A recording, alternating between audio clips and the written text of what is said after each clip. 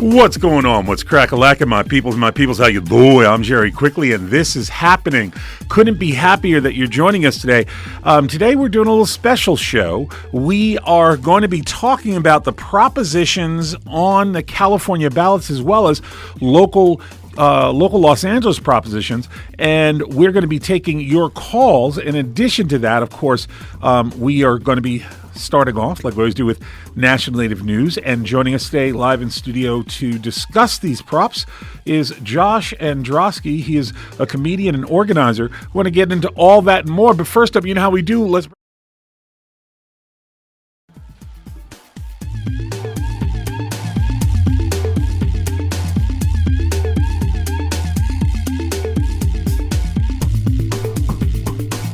What's going on? What's crack-a-lackin', my peoples? My peoples, how you doing? I'm Jerry Quickley, and this is happening. I couldn't be happier you're joining us today, because today's the day we break down what's going on with the madness in terms of propositions and measures in the state of California and locally in the county of Los Angeles and surrounding environments. We might get into some of that. It's mostly just minor little sales tax stuff, though, at least on the local, super local level. Municipally, but beyond municipalities, there's a lot that's on the measures. There's a whole bunch of props out and a whole bunch of local measures that are out. And joining me today to talk about this, I'm very happy to welcome to the show Josh Androsky. He's a comedian and an organizer, and I'm super happy he can be here today. Josh, how you doing? Welcome to This Is Happening. I'm good. Thank you so much for having me. Okay, so Josh, well, what's wrong with you? Like, don't you... What's broken in you? First, you're a comedian, and then on top of it, you're out here doing activist kind of organizing. I don't understand. You're like double broken. Yeah, I really need validation. Apparently. No, it's what it is I wanted people to feel better, and then I realized, wait a minute, there's nothing to feel good about, so the comedy shouldn't exist right now. Right. And so I just stopped doing stand-up because doing shows in LA, the majority of the people are like white, upper middle class, like audience members at like the quote alternative shows. And so I'd look at the audience and be like, you're not doing enough to stop global warming. You don't deserve to laugh. It's like, you need to leave now. I keep your money and you leave. That's how it works. Oh, it's cute that you think we get paid. Comedians, I thought you were paid more than poets and theater workers. No. We're gonna start by taking a look at this first Prop 1. And Prop 1 is about an affordable housing bond measure. And Cal Matters was kind enough to create a little 1-minute intro to all the props. So we're going to play this 1-minute description of exactly what is in Proposition 1. Prop 1 would allow the state to borrow $4 billion to create affordable housing. It's a bond, which means taxpayers would pay interest on the loan over time. The state could use the money to build more apartments, including near urban transit hubs, and help with down payments for low-income and middle-class homebuyers. Veterans and farm workers would get special assistance. Democratic lawmakers put Prop 1 on the ballot. They say, sure, it won't solve the housing crisis, but it will help 55,000 more people get a roof over their heads. Affordable housing advocates agree. Opponents, including the California Republican Party, say that $4 billion is just a drop of water in the vast ocean of our housing problems. Why should taxpayers pay interest on a loan that won't make that much difference? So, vote yes if you want the state to borrow money for affordable housing. Vote no if you want to avoid that debt and let the market figure it out. For more information on Prop 1 and everything on the November ballot, visit calmatters.org. There you go, calmatters.org. Really great source of relatively neutral, clinical, dry information. Not a lot shaded there. They're doing a great job at just presenting the data to you. So, Josh, affordable housing bond measure. Why is it our responsibility to house anyone? Why should we require politicians or developers to do anything other than develop multi-million-dollar dream homes for the super rich? What's your problem, hippie? My problem with that is that it's bad and that we, as a society, have an obligation to afford the most vulnerable members of our society basic rights. And, until we go far enough to demand housing as a basic human right, build more affordable housing units, build more. It's on us. That's why we are in a society and not a lawless tribe of vandals. Wait, you know what I mean? So we have a fundamental misunderstanding about who we are, apparently. So the affordable housing bond measure, it seems like many measures that are on the propositions on the ballot this year, there's a bunch of anti-government haters, and it seems that opposition to several props this year, including Proposition 1, is just based on a posture that the government shouldn't be involved at all, which is a position that actively supports California's housing policy. And our official California housing policy is there is no goddamn policy. What it is a bunch of greedy goddamn developers being allowed to do whatever they want, wreak whatever havoc they want, destroy whatever neighborhoods they want, and that's our policy. So how is $4 billion going to fix that, Hippie? It'll make it better. I mean, it's definitely not going to fix it. Like, you just have to repeal Prop 13, right? Like, what's Prop 13 for our listeners? So Prop 13 is like the number one reason why California is screwed budgetarily. It was part of a power grab in the 70s by white suburban Republicans, basically, a lot of them in the San Fernando Valley, and it ties your home value, like the taxes you pay on your home, are stunted. Like it's not, rich people aren't paying what they should back on their home values. And that's all because of Prop 13. You're saying in the state of California, the landscape in terms of tax law is slightly tilted to the wealthy? If you can believe it. That's kind of shocking. I know. Who would have thought Dianne Feinstein's California would do such a thing? Right. So I guess Prop 1 is pretty simple and straightforward. And here's the answer to Prop 1. If you're a decent human being who cares about anyone, you probably want to support affordable housing. If you're a Republican swine scum, you probably want to shout it down. So, well, it's weird because if you look at who's for it, even like the realtor associations, like the people spending big against Prop 10, which we'll get to, are supporting this. Wow. So it's like you have the affordable housing, like nonprofit good guys, and then you have the crazy greedy developer bad guys, and they both say vote yes on Prop 1. So you mentioned that Prop 13 and how this was grab in the 70s to kind of, give this long-standing tax break to moneyed white folk. There's an element of that in another prop as well. And it's Proposition 6. And I want to play this clip. I was going to do this in sequence, but I want to play this clip. It makes a little more sense to kind of tag it on to the madness of Prop 1. And Proposition 6 is about lowering the existing gas tax, but it actually is a grab that is very similar to Proposition 13 as well. Let's give a listen to Cal Matter's take, their 1-minute take on exactly what Prop 6 is. Here's the backstory. Last year, lawmakers in Sacramento decided that the state's roads and highways were long overdue for a facelift, so they passed a law to boost transportation spending across the state by roughly $5 billion a year. Most of that money goes towards maintaining and repairing freeways and streets. To pay for that, lawmakers decided to raise the gas tax, index it to inflation, and hike a few other taxes and fees. That made some people really mad, which brings us to Prop 6, which would, 1, get rid of all those taxes, and 2, make it way harder to raise gas taxes ever again. Supporters of Prop 6 say, look, Californians already pay some of the highest taxes in the country. Transit agencies should just learn to do more with less. Opponents say the state hasn't increased the gas tax since 1994, and it shows. If we don't invest more now, roads are going to get worse and worse until we have to replace them entirely, which is way more expensive. So vote yes if you want to roll back the gas tax and make it harder to raise gas taxes in the future. Vote no if you want to leave the new funding to fix our roads alone. Now, here's what's really interesting about this prop, Josh. Prop 6 seeks to lower existing gas tax, but it's really a Trojan horse because that's like broadly popular among many people in California. In addition to lowering existing gas taxes, it seeks to essentially install a Proposition 13-like structure that will require a supermajority to address any gas taxes in the future, and that's what makes this completely corrupt. At least that's my opinion. Now that I'm not speaking for you, what's yours? It's remarkably similar. We need roads to work. I mean, I feel like that's like a pretty fundamental part of any sort of civic society is that you have roads. I mean, at this point, it's 2018 and we're talking about basic crap like that, Right. It's truly insane to the level that the Republicans are trying to stop this. And it's not just because it would end the gas tax or whatever.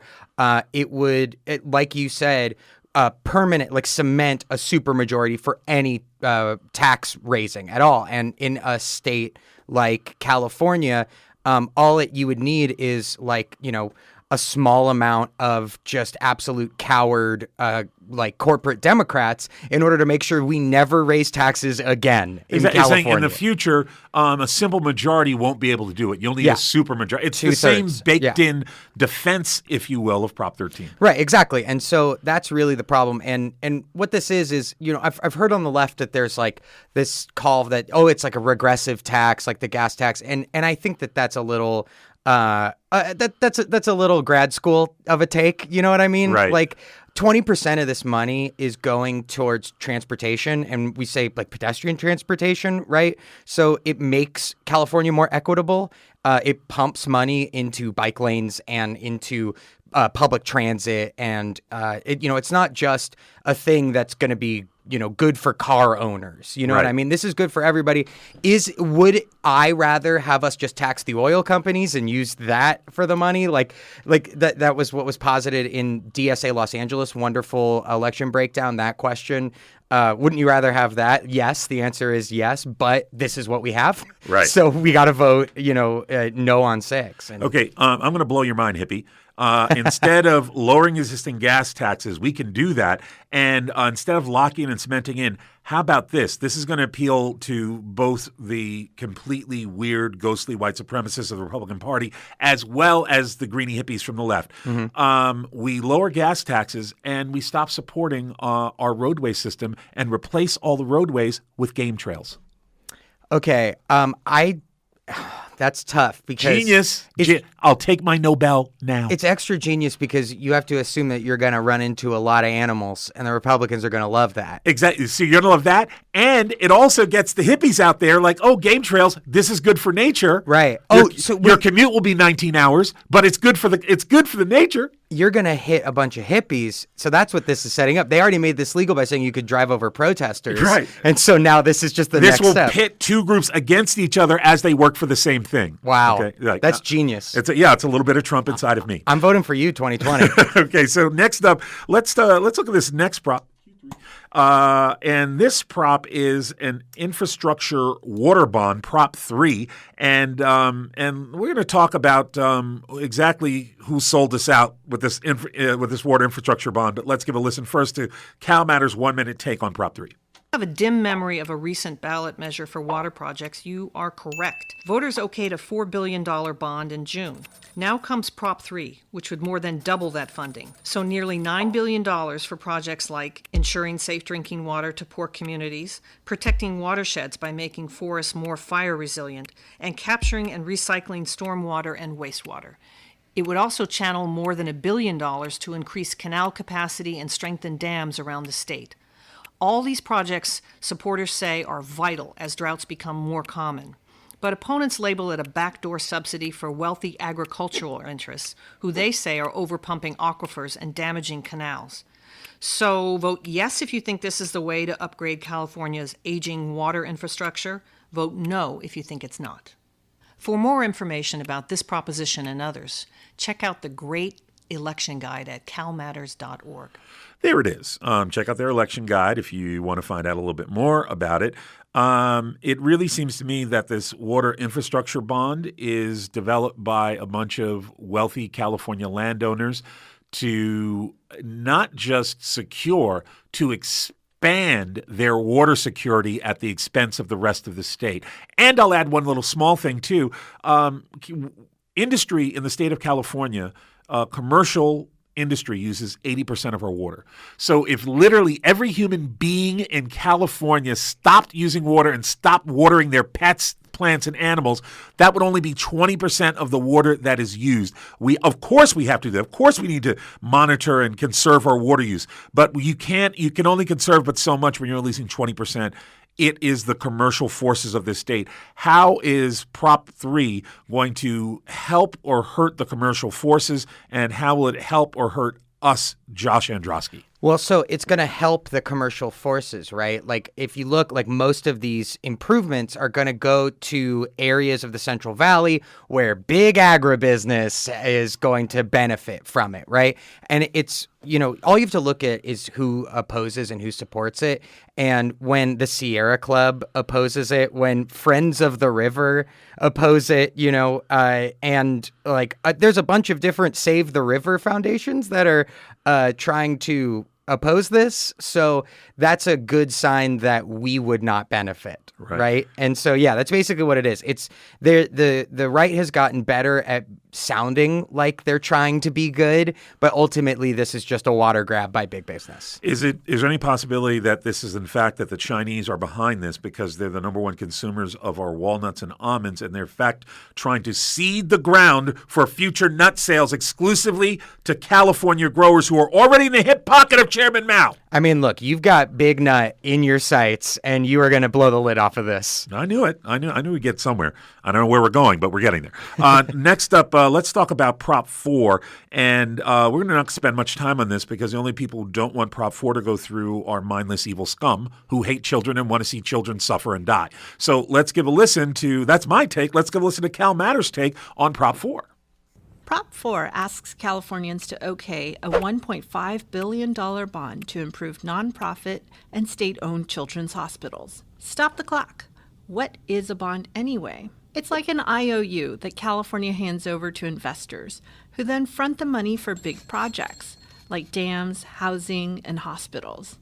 Over decades, the state uses money coming in from taxpayers to erase that debt. Okay, back to children's hospitals, most of which serve a lot of low-income patients. The government reimburses those hospitals for some, but not all of the costs of care. That gap is one reason hospitals say they need taxpayers to help build new facilities and keep up with technology. A second reason, hospitals are under a deadline to meet tougher building codes to withstand earthquakes. Prop 4 would provide money to 8 privately owned nonprofit hospitals and 5 UC hospitals. Supporters say it will ensure quality care for the state's most sick and injured children. Opponents say it's unnecessary. And repaying the bond with interest will cost taxpayers $2.9 billion over 35 years. So vote yes if you're okay with borrowing to support children's hospitals. Vote no if you're not. Let me ask you this, Josh, and I want to spend a huge amount of time on this. Are you into children suffering and dying in pain? I used to be, but not anymore. Right. So ever since you left the Bronx. Yeah. So children's hospital bond, pretty much straightforward. Only scum want the children to die, and people that are non-scum want the children to live. Pretty straightforward. Yeah. Let's talk about Prop 5. It's a tax break for people 55 and older home sales. This seems like an extension of like a California land grab. Like, we got it real good and we want to keep it good even we move neighborhoods. Let's give a listen to Cal Matter's take on Prop 5. Baby boomers feel trapped by a sweet tax break. California has a weird property tax system. The current value of your house doesn't matter. What matters really is how long you've owned it. That older couple down the street who bought their home right after they came back from Woodstock, they're paying very little in property taxes. But if they want to move, they'll have to pay way more, maybe more than they can afford. Prop 5 aims to help those seniors out. Brought to you by the California Realtors, the measure allows Californians over 55 to apply their property tax rates from their old house to their new house. Normally, you pay a lot more in property taxes when you move. Supporters of Prop 5 say it'll put thousands of new homes on the market, homes that younger people can buy. They also say it'll allow seniors to downsize and move closer to their kids. Opponents say it would eventually cost schools and local governments $1 billion a year, and that it's just a ploy for realtors to boost their commissions. So vote yes if you think Californians age 55 and over deserve their property tax breaks when they move. Vote no if you think it would benefit too few and cost too much. Josh, this seems to me like just a trick of the light where a bunch of realtors are trying to activate what they see as a lucrative market, and if they can get these older people to start like buying and selling homes, it really seems like an overt, vicious grab by dirty, filthy, grabby realtors. Am I wrong? You're not wrong at all. It's they're boy, are they grabbier than ever. Yeah. This election is it just seems like realtors are just like hungry hippos trying to eat up all of our deserved money. This just makes Prop 13 worse. This means that you can take your tax benefits to a new house when you move.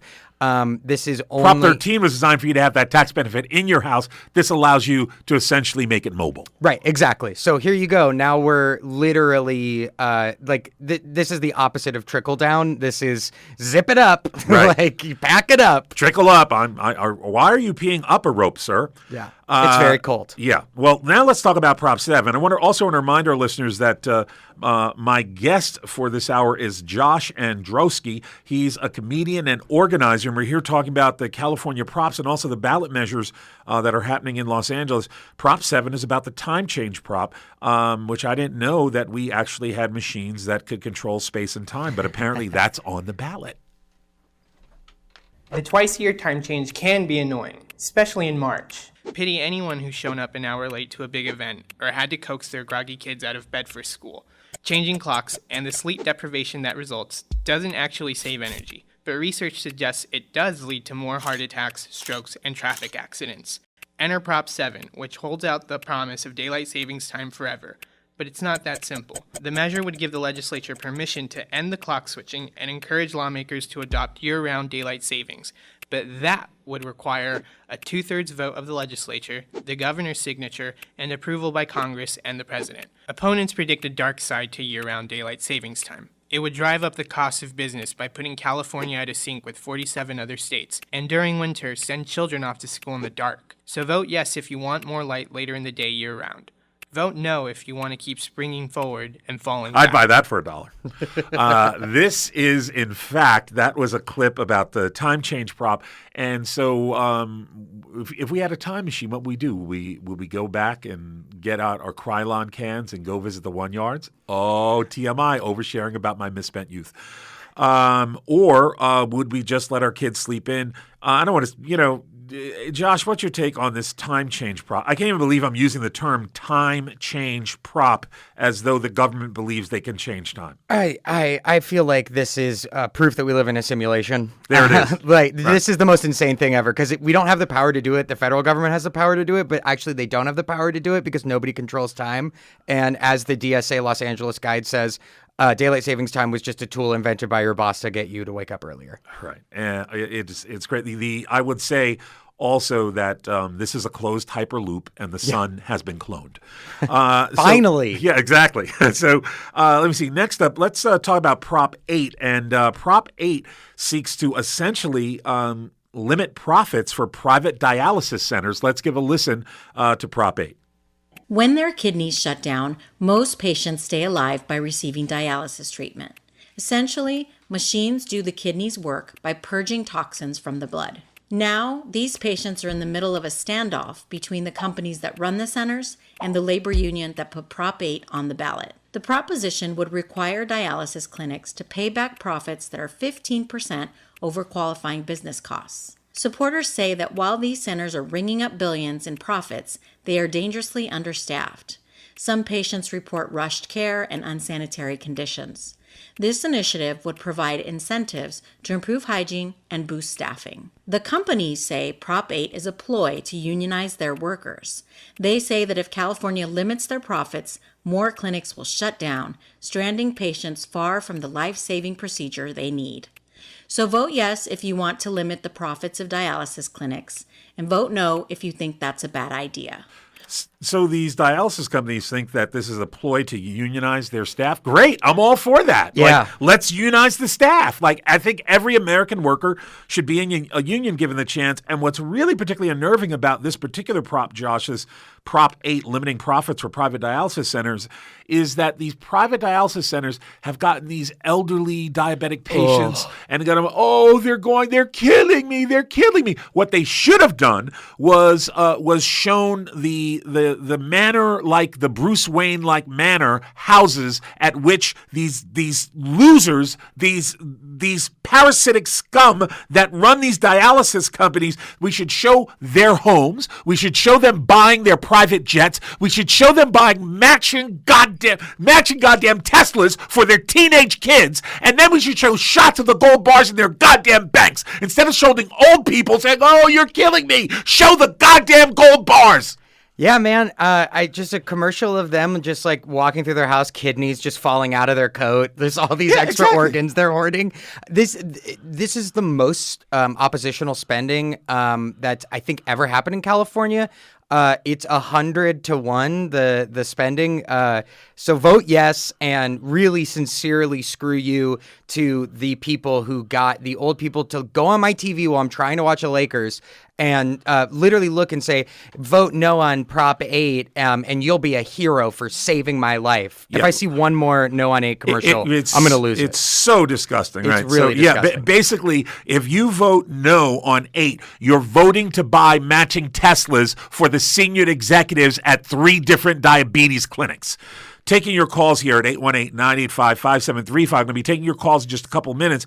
Give us a ring, 818-985-5735. I'm joined by my guest, Mr. Josh Androsky, comedian and organizer. And we have a couple more props we're going to get through on the statewide ballot before we get to a couple local ones. And Proposition 10 is a big one. Proposition 10 allows cities to choose whether or not rent control can be a part of their community.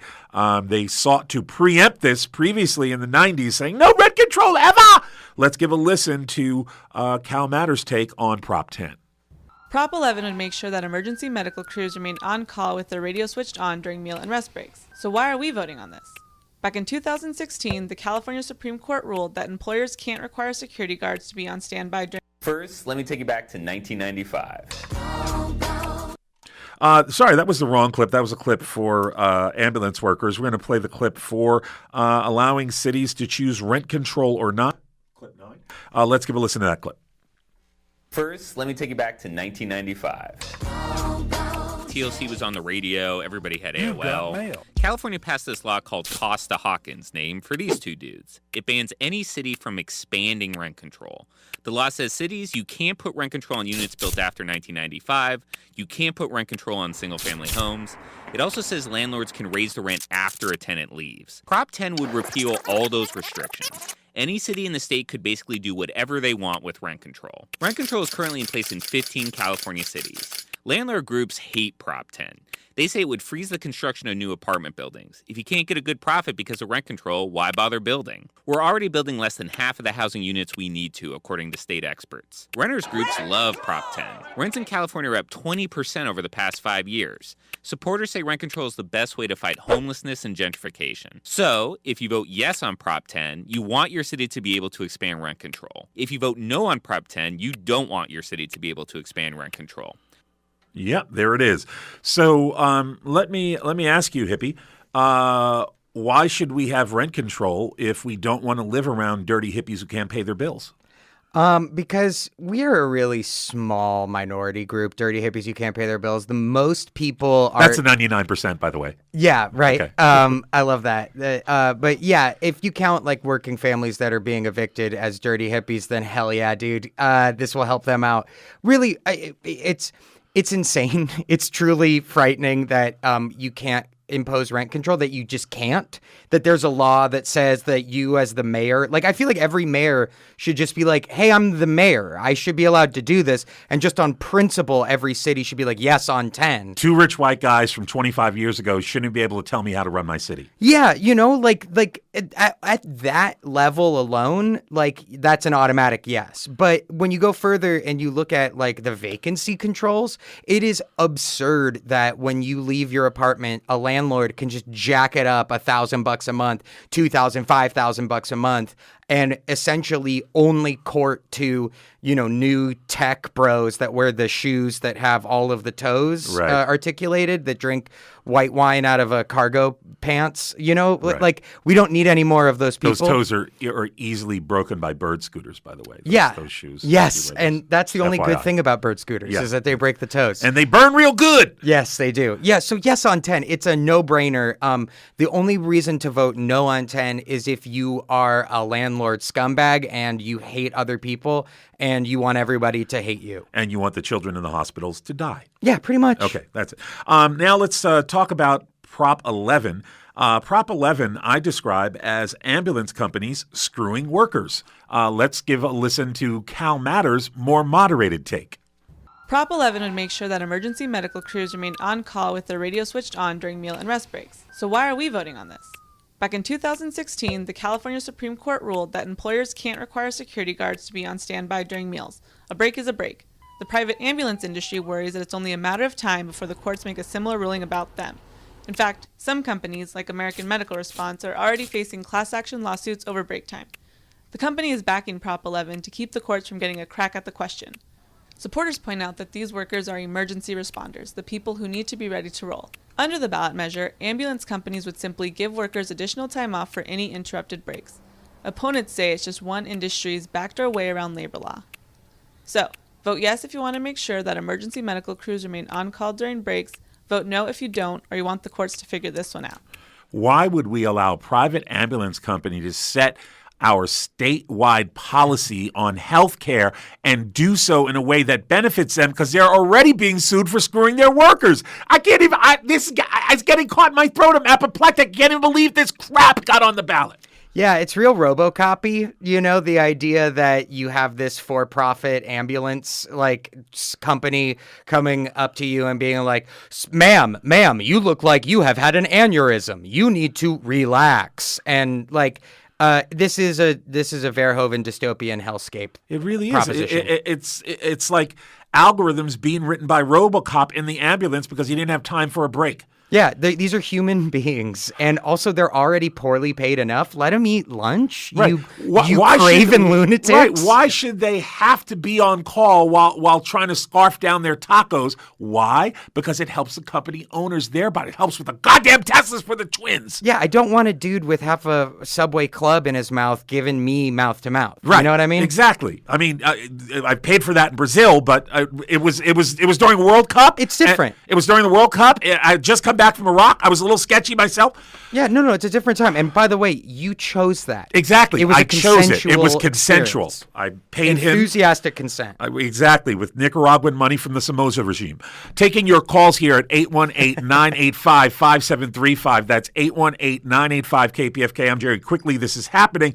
And we also now have come to the point in the show where we get to talk about a local measure that's getting quite a lot of attention called Measure B. Yeah. Josh, can you break down Measure B for our audience? Absolutely, I would love to. So right now, our current baking status quo is supremely messed up.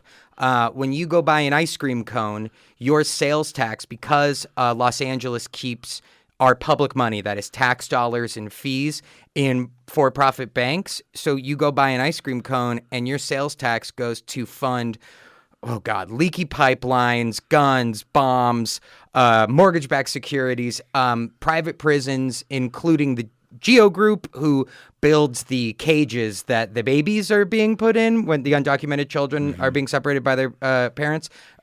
Literally, our tax dollars are propping up this. And we are, in effect, subsidizing our own extinction because we participate in this system, right?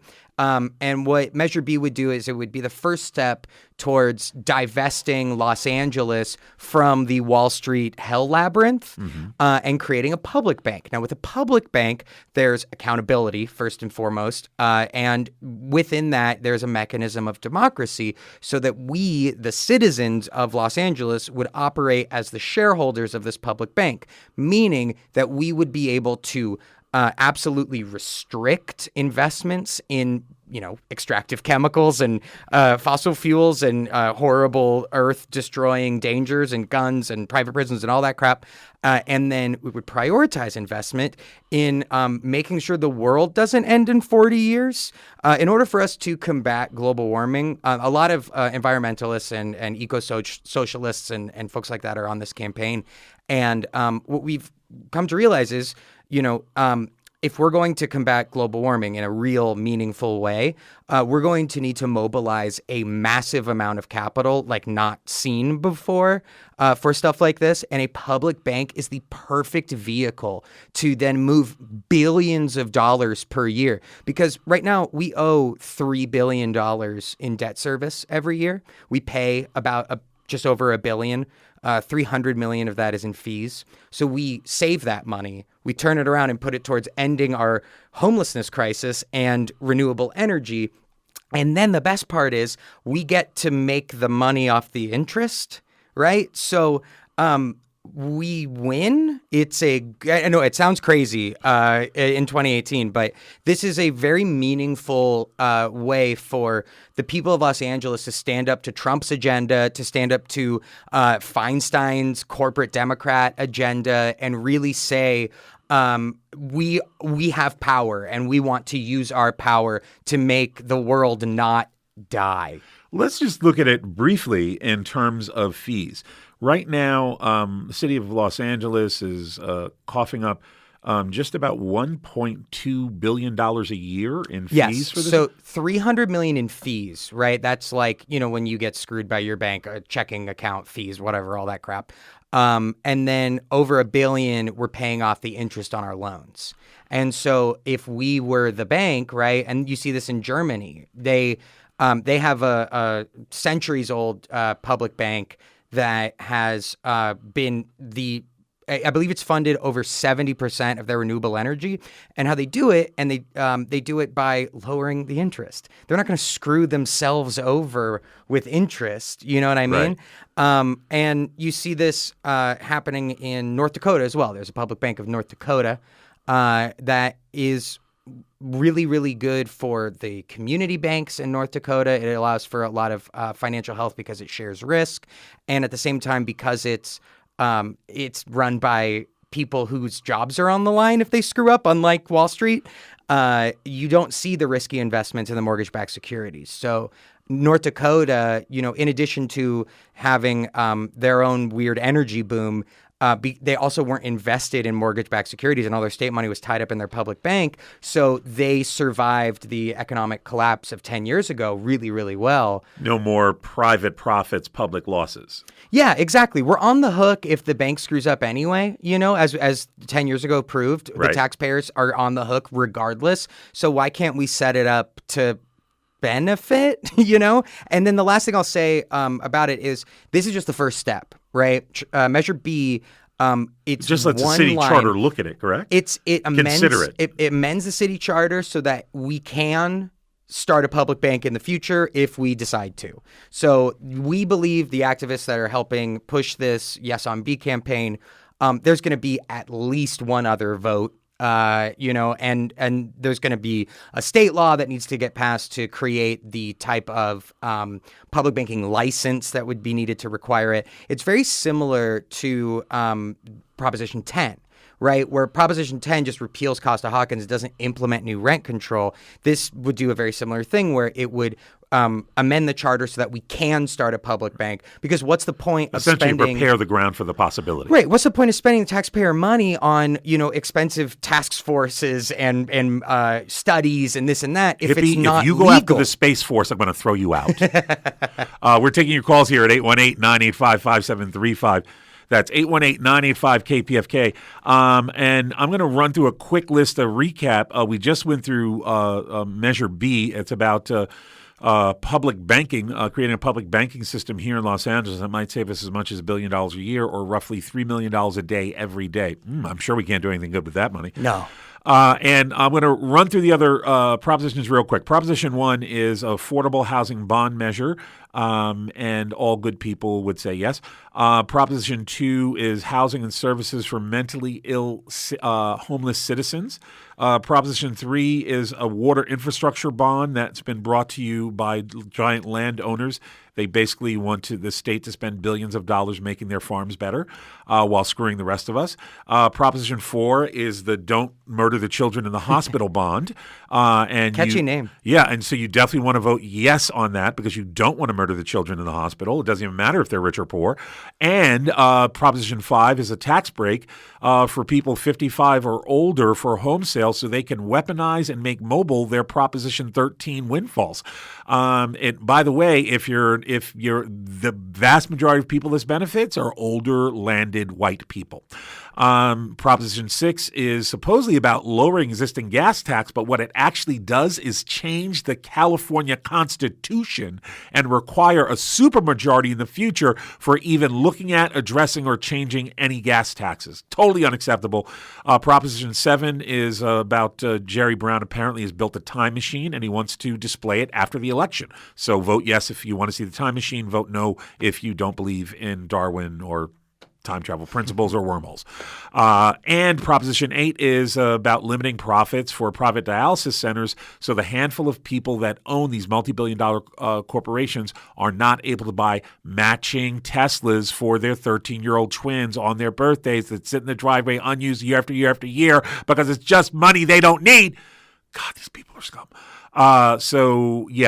Limiting profits for private dialysis centers is a good thing. So that would be a yes. That's Proposition 8. Proposition 10 allows cities to choose whether or not to do rent control. So imagine that. A bunch of rich white guys who were paid off and sold out and bought off in the 90s are not allowed to continue to terrorize every California city for hundreds of years to come. Wow, sounds kind of awesome. Also, Prop 11 is ambulance companies screwing workers and essentially commanding their workers to not have breaks or lunches. They have to remain on call. And Proposition 12 is farm animal welfare rights, essentially allowing farm animals healthier spaces in which to exist prior to them being slaughtered and packaged in plastic. Okay, so those are all the propositions, and I'm also joined by Josh Androsky, and we're talking about these. We're going to phones now. Let me see. First up, let's talk to Brent calling from Riverside. Brent, welcome to the show. What's the deal? Hello, sir. I love your show so much, and I love your guest today. And, is there any chance that you are actually the voice of Gene Wilder, that you're channeling the ghost of Gene Wilder, because you sound just like Gene Wilder? It's uncanny. My students used to tell me that I look like Willy Wonka from the Chocolate Factory. There you go. I called it orally. That's amazing, by the way, that you got that so quickly, because as soon as you said it, I was like, yes, 100%. So what's on your mind, Brent? Okay, that I listen to all progressive radio. My neighbor listens to more. I love all their ideas. I can listen to their ideas, but you're the only single one, Jerry, that if I didn't know you, that you could be at a bar and we would be drinking, and you might be for the Red Sox and I might be for the Dodgers, and we would shout a lot and use words that aren't appropriate on the FCC. I just think of all the people I've heard, what I would call like a normal person, like we could share a bowl if I didn't even know you and you would know what's appropriate. So I'm just so much of a fan of yours. I'm a fan of all the ideas of progressive people. But Jerry and your guest today are like, you're a normal person that knows how to shout, and we could be boisterous and like normal people do. Yeah, if you're not pissed off, you're not paying attention. Anyone who tries to talk you out of your anger is a loser who's fronting for the wealthy. Use it. Don't use it mindlessly. Stay frosty, stay fit, stay focused. Use it. Thank you, Jerry. Thanks for the call. Appreciate hearing from you, buddy. Taking your calls here at 818-985-5735. I'm joined by a super angry hippie named Josh Androsky, who's also a comedian and activist. What's up? And let me see. Next up, let's talk to Matt calling from Topanga. Matt, welcome to the show from the super hippie village of Topanga. What's the dealio? Yeah, I just invented a new Franklin's Patchouli number 5. I knew it. Anyway, damn hippies. I'm sending it over for you. I really am so glad you mentioned Measure B, because I hadn't heard you talking about it. That's when I called in. But one thing I really wish you would have illustrated to the people is the nature of money. 10-to-1 fractional reserve. That's where banks make their money, not interest. It's Well, fortunately, we have $1 in the bank. we've got a Prop B expert in the house. Josh, what can you add to what Matt's saying about the vast sums of money involved here? Yes. So basically, banks are allowed to lend out 10 times their capital base and also 90% of their deposits, which you might say, wait, if they're allowed to lend out 90% of their deposits, why doesn't that lead to bad things? And the answer is all the time. It's a very obvious flaw that's staring us right in the face. And so It's been there since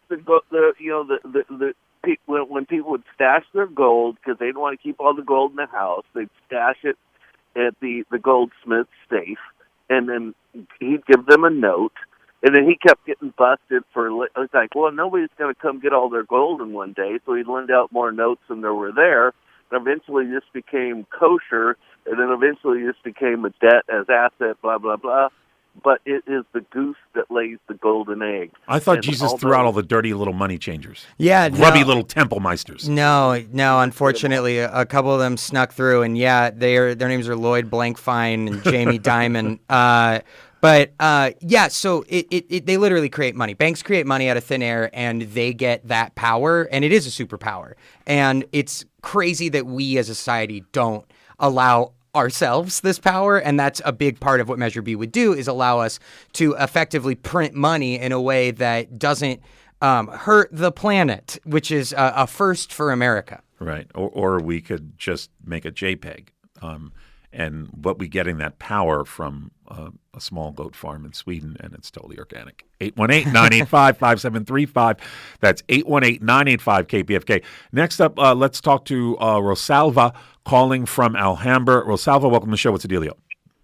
Hi, Jerry. I just wanted to add to the conversation about Prop 8. Mm-hmm. My dad has been a client at DaVita for a few years. Yep. And the way that they treat their clients is sometimes it's just appalling that, sometimes the patients have seizures and they just send them home. There's people that bleed out. There's bullying going on. It's really crazy. And especially in DaVita clinics that are in communities of color where most of the patients are elderly, sometimes they don't have family members to advocate for them, things like that. The DaVita just takes advantage. The staff takes advantage. And I think Prop 8, hopefully, if it passes, that the staff members at DaVita, that they could be held accountable for the way that they treat their patients. Rosalva, I'm going to share a short DaVita story. My stepfather passed away just over a year ago.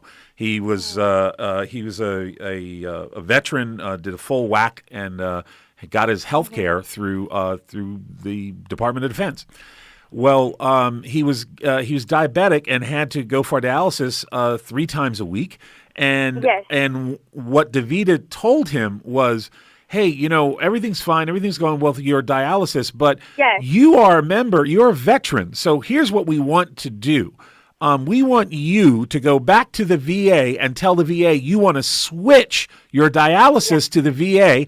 And what will happen is the VA can't treat you because they don't have enough dialysis appointments. So they will eventually refer you back to us, and the VA will then pay whatever we say is the bill instead of this lower bill that we're now getting. We want you to essentially risk your health and your life for 3 months so we can get a higher fee. When my stepfather told me that, I didn't believe him. I was like, that's crap. I flew to Reno and went to the dialysis center with him because I did not believe him. I've never been so embarrassed in my life because everything he said was completely accurate. That's the level of scum we're talking about.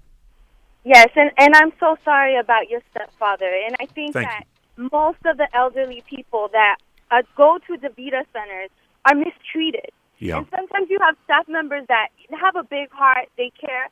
I've worked with them too. But, even the way that they conduct surveys or questionnaires, they're asking the patients ridiculous questions and they're laughing about it. Right. And these are people that sometimes don't understand all of the questions because they're not fluent English speakers.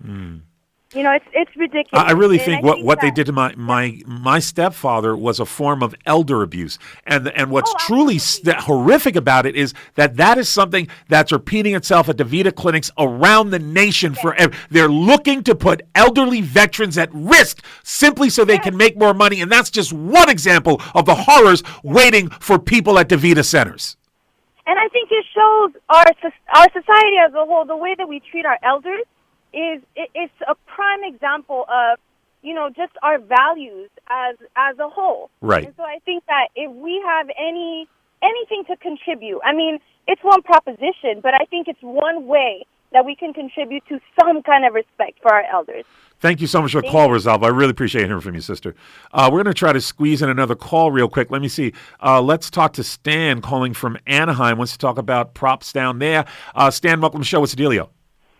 All right, Jerry, thank you so much for and you and Josh for giving us information in this context. In Anaheim, which is a resort community, we have Disney and so much more. There are two propositions on the ballot that are put forth by big building entities, J and K, and they at this time are subsidized by Disney or by the city of Anaheim. But to build these, like you said, Disney. Yes. Yeah. And I'm sorry. I wanted to know if even Josh, you knew about that. And so much money has gone into these two propositions, and you know, and to know, and if you know about that, and well, let me ask you, Josh. I admit to copping to be sadly have no knowledge about propositions in Orange County. I prepared for the show, did a lot of stuff, but my research didn't go that far. Are you up on what's going on behind the Orange County curtain? No, we're going to have to get Gabriel Sherman on, a Yeah. writer from OC Weekly, and he's really up on all this stuff, including the Disney contract talks and disputes with the city. I'm sorry, But what Anaheim. Sorry, OC. We'll get to you. What I would say, though, is you can kind of apply this rubric to any proposition. Now that they list who's spending the money, you look at those names, right? On Prop 8, DaVita's the number one name. Right. Who's spending the money on the no ads for Prop 8. So if you look at the ads that come out and you look at the endorsements and you see generally, you know, the if a private company is paying for it. Yeah, Chamber of Commerce, a private Nestle, whatever, Disney, they're paying for it. And there's a bunch of nonprofits on the other side. That should show you which way you should vote. There it is. I really want to thank all y'all for calling in today. And as we try to wade through this sea of information and help to arm you with more information so you can make some good choices yourself and help the rest of us, here's all that I ask of anyone going to a voting booth next week. Don't act like you're only voting for yourself. Vote for the people you have not met who need your help. Do not act like you're just doing this for yourself and your family. You are part of a bigger community than that, and we need each other. Josh Androsky, I want to thank you so much for joining us today, man. Thanks for coming out here and shedding light on 8 and all these other, on B and all these other measures. Thank you so much. It was super fun. Glad to be here. Thanks. Well, this show is produced by myself and Jose Benavides. Our board operator has been Lizette. If you want to follow me online, you can use the handle @JerryQuickley on Twitter. Again, that's @JerryQuickley on Twitter. And right now, we are live streaming to YouTube, so you definitely want to YouTube and subscribe to our channel. Just go to YouTube and search for Jerry Quickley or This Is Happening. It'll pop right up and hit subscribe. We also post to SoundCloud every day at soundcloud.com/TIH Live, soundcloud.com/TIH Live. This show was fun. I get up to do this every day. I love my life. I love getting through this fight with you. I love the struggle. Let's do it. That's it, y'all. Till tomorrow. I'm out.